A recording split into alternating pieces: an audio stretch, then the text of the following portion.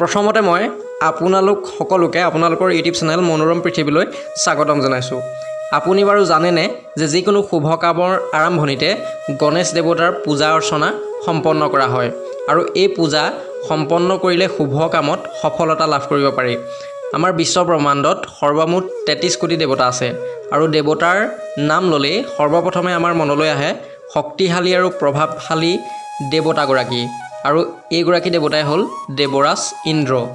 কিন্তু শক্তিশালী আৰু প্ৰভাৱশালী হোৱাৰ স্বত্তেও কিয় দেৱৰাজ ইন্দ্ৰক শুভ কামৰ আৰম্ভণিতে পূজা অৰ্চনা কৰা নহয়, বা অন্য 33 কোটি দেৱতাৰ ভিতৰত অন্য কোনো দেৱতাক পূজা অৰ্চনা কৰা নহয়? ইয়াৰ লগত জড়িত এটা আমোদজনক কাহিনী আছে, আৰু এই আমোদজনক কাহিনীটোৰ ফালে আগবঢ়াৰ আগতে যদি আপুনি মোৰ চেনেলটো ছাবস্ক্ৰাইব কৰা নাই, অনুগ্ৰহ কৰি মোৰ চেনেলটো ছাবস্ক্ৰাইব কৰি লগতে থকা নটিফিকেশ্যন বেলটো টিপি ৰাখিবলৈ নাপাহৰিব, যাতে মই আপলোড কৰা এনেধৰণৰ সকলো আমোদজনক ভিডিঅ'ৰ নটিফিকেশ্যন আপোনালোকে লাভ কৰে। আৰু আজিৰ এই আমোদজনক কাহিনীটো আৰম্ভ কৰা হওক। এবাৰ দেৱলোকত সমগ্ৰ দেৱতাসকলৰ মাজত বিবাদৰ সৃষ্টি হ'ল যে আটাইতকৈ শ্ৰেষ্ঠ দেৱতা কোন। ইয়াকে লৈ তেওঁলোকৰ মাজত বিবাদৰ সৃষ্টি হ'ল।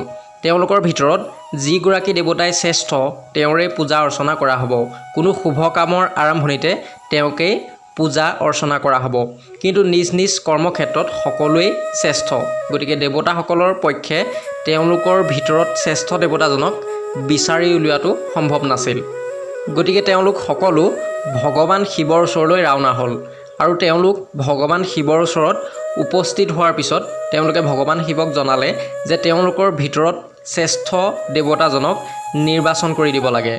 গতিকে ভগৱান শিৱক তেওঁলোকে ক'লে যে তেওঁলোকৰ ভিতৰত কোনজন আটাইতকৈ শ্ৰেষ্ঠ দেৱতা সেইটো নিৰ্বাচন কৰি দিব লাগে ভগৱান শিৱই।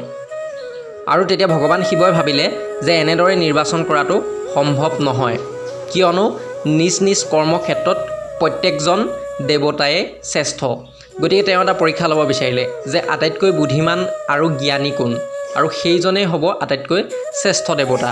তেতিয়া ভগৱান শিৱই জনালে যে তেওঁলোকৰ ভিতৰত যিজনেই বিশ্ব ব্ৰহ্মাণ্ডত এপাক দি আকৌ সেই ঠাইলৈ প্ৰথমে উভতি আহিব পাৰিব তেওঁৱেই হ'ব আটাইতকৈ শ্ৰেষ্ঠ দেৱতা। কথামতেই কাম, সকলোৱে নিজৰ নিজৰ বাহনত উঠি যাত্ৰা আৰম্ভ কৰিলে। কিন্তু গণেশ দেৱতাই তেওঁৰ বাহনত উঠি তেওঁৰ পিতৃ আৰু মাতৃৰ চাৰিওকাষে মাত্ৰ এপাক ঘূৰিলে। আৰু ইয়াৰ পিছত গণেশ দেৱতাই ভগৱান শিৱক জনায় যে পিতৃ, মই যাত্ৰা সম্পূৰ্ণ কৰিলোঁ।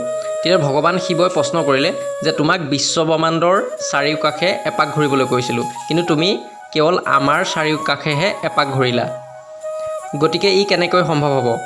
তেতিয়া বুদ্ধিমান গণেশ দেৱতাই ভগৱান শিৱ অৰ্থাৎ পিতৃ শিৱক জনালে যে তেওঁৰ বাবে পিতৃ আৰু মাতৃয়েই হ'ল সমগ্ৰ বিশ্ব ব্ৰহ্মাণ্ড।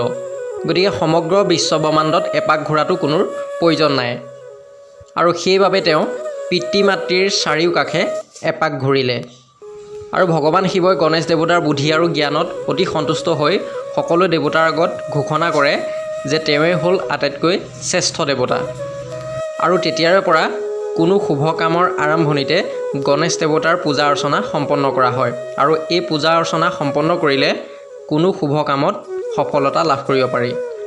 আৰু যদি ভিডিঅ'টো ভাল লাগিলে অনুগ্ৰহ কৰি এটা লাইক, কমেণ্ট আৰু শ্বেয়াৰ কৰিবলৈ নাপাহৰিব। আৰু যদি আপুনি মোৰ চেনেলটো নতুনকৈ চাইছে তেন্তে অনুগ্ৰহ কৰি ছাবস্ক্ৰাইব কৰি লগতে থকা নটিফিকেশ্যন বেলটো টিপি ৰাখিবলৈ নাপাহৰিব।